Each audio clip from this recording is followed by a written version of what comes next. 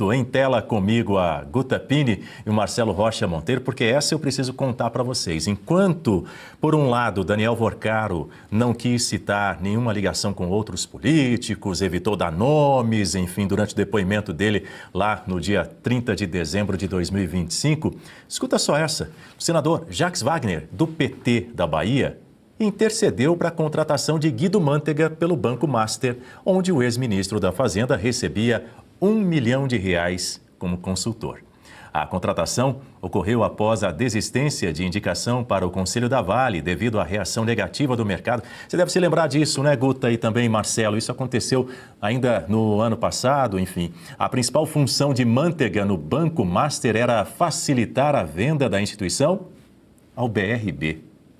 Durante esse período, Mantega se reuniu diversas vezes no Palácio do Planalto com o chefe de gabinete de Lula, Marco Aurélio Santana Ribeiro, sem menção ao Banco Master nas agendas. A ligação política do banco também envolvia Augusto Lima, sócio de Daniel Vorcaro e ex-CEO próximo a Wagner e ao ministro Rui Costa. Marcelo Rocha Monteiro. Para quem não lembra, o Guido Mantega foi ministro da Fazenda da nossa inesquecível presidenta, Dilma Rousseff, né? Ele era o responsável pela economia do país, né?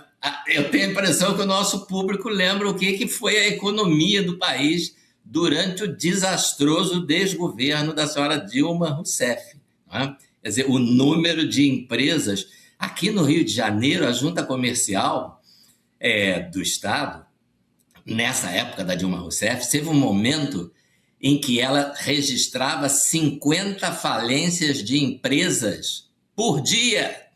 Pensem bem nisso, né? Essa foi a economia que esse cidadão que está na tela comandou, né?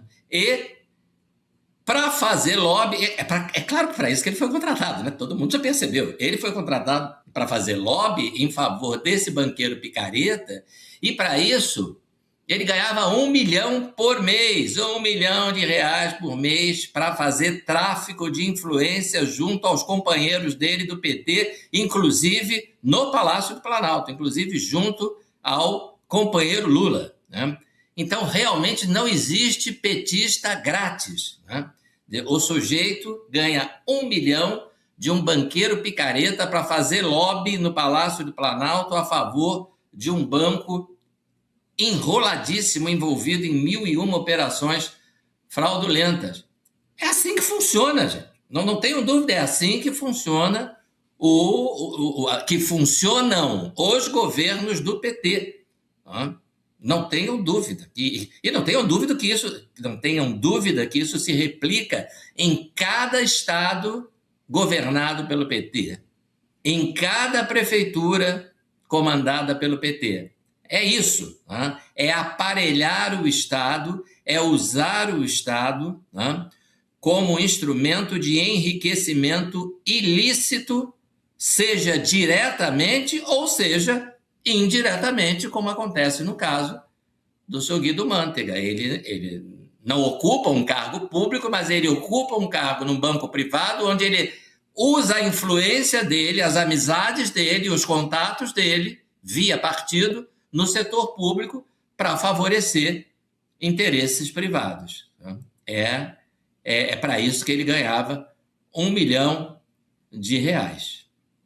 É para isso que ele ganhava R$ 1 milhão, sendo que ele se tornou símbolo do desastre da gestão Dilma Rousseff. Afinal de contas, naquele período ali, em meados de 2013, 2014, o mercado via o Mantega exatamente como um símbolo disso, de desastre, de fracasso da economia sob o governo de Dilma Rousseff. Inclusive, Marcelo Rocha Monteiro e Guta Pini, o Mantega chegou a integrar a equipe de transição do governo Lula em 2022. Ele integrou essa equipe de transição de forma voluntária, mas acabou pedindo para deixar essa equipe aí de transição. Será que, felizmente, o Guta Pini, ele desistiu a tempo?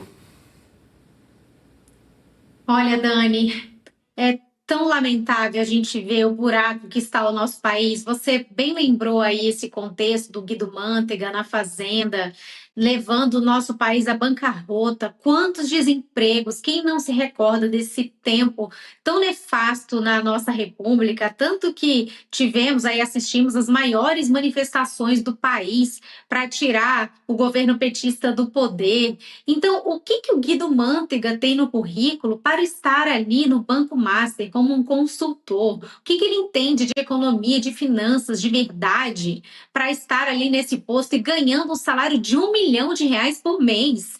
Gente, é rir demais da cara do brasileiro. É óbvio que a única coisa que ele levou para aí foi influência política. Quantas vezes foi recebido no Palácio do Planalto?